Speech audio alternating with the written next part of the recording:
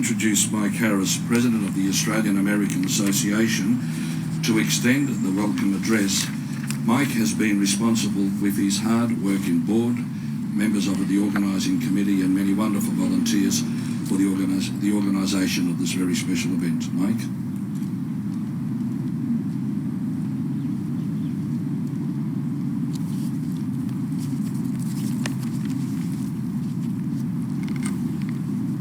Thank you, Santo, and a very warm welcome to everybody here today attending this commemoration service to mark the 80th anniversary of the Battle of the Coral Sea.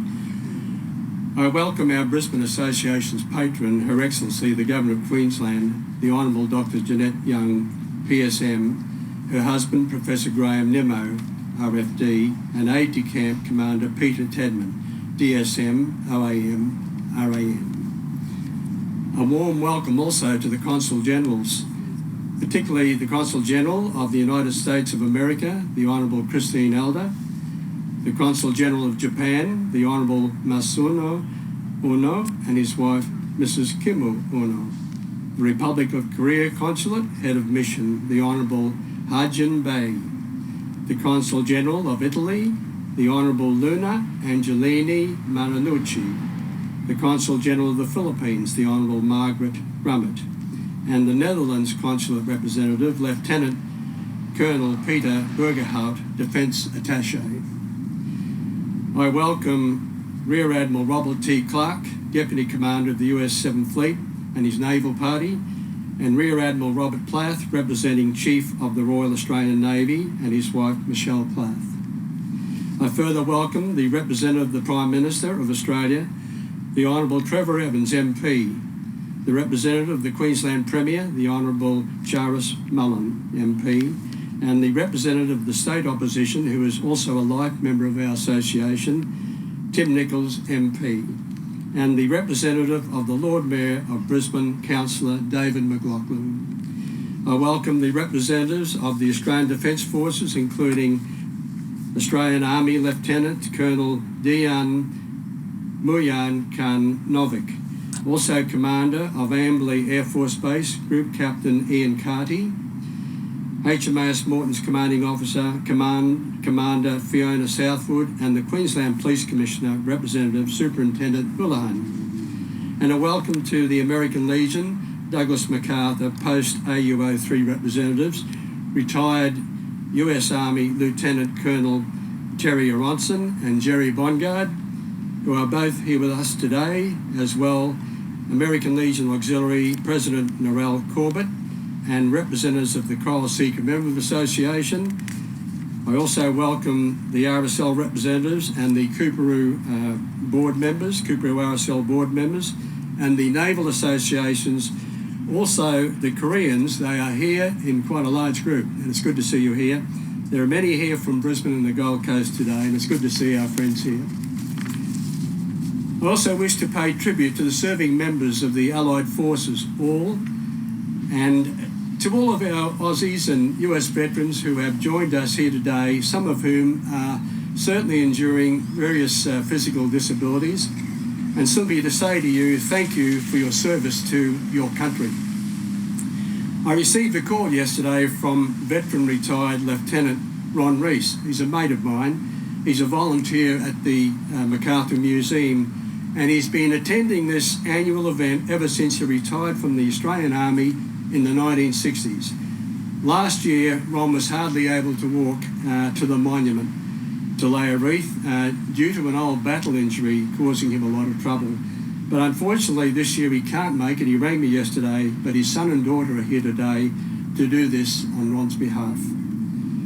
I particularly wish to thank former Senator and Association's life member, the Honourable Santo Santoro, for being our MC here today, and to our Association's Treasurer, Teresa Pocoy, for her great assistance in helping to organise this event, and to our Association's Secretary, Alice Langford, Vice President Terry Aronson, and Board Member Helen Stanley. As well, I thank all of our Association's volunteers today, Bill and Chris Elliott, Sally Elliott, Susan Jewell, and my niece Poppy Freer, who helped welcome the Governor at her arrival, and all the other volunteers who I can't name. And to the US Navy 7th Fleet Band members,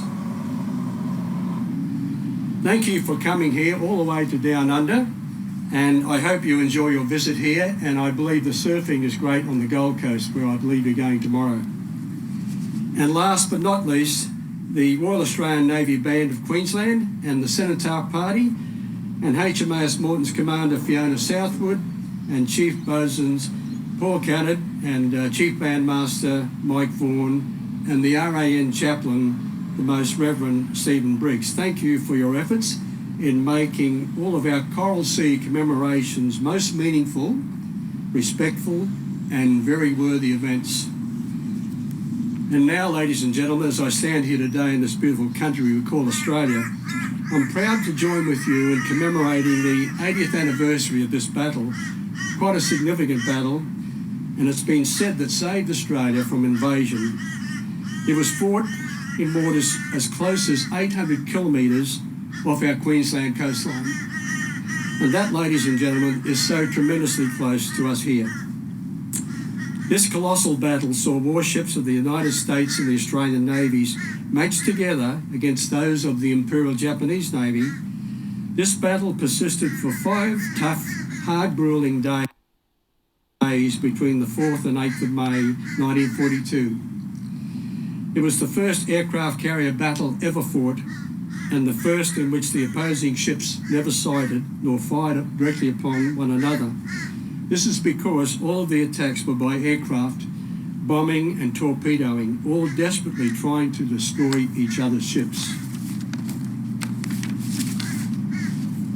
I hope you've seen the 20 photographic plates we have over on that table over there. They were produced by Mr. Paul Johnson, and they paint a graphic description and story, plate by plate, of the actual battle.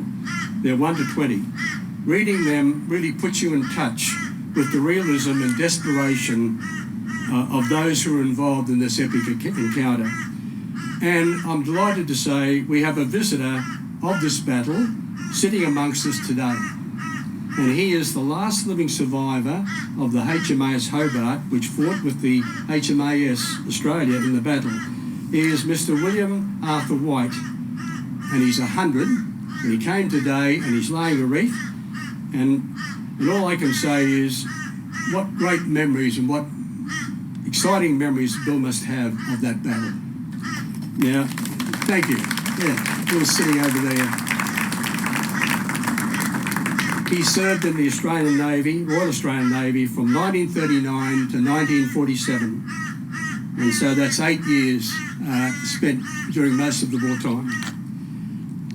And it is also noteworthy that on the 8th of May, 80 years ago today, was the date of the sinking of the US fleet carrier USS Lexington, that beautiful ship that they called the Lady Lex. She was affectionately called that because everybody who sailed on her loved her. It went down with the loss of 216 of her crew and 35 aircraft. And most importantly today, we must remember the sacrifice of all those who fought in that battle, and the ultimate sacrifice of those who died. Such is the tragedy of war, in fact, that some never get to return home to their families and their friends.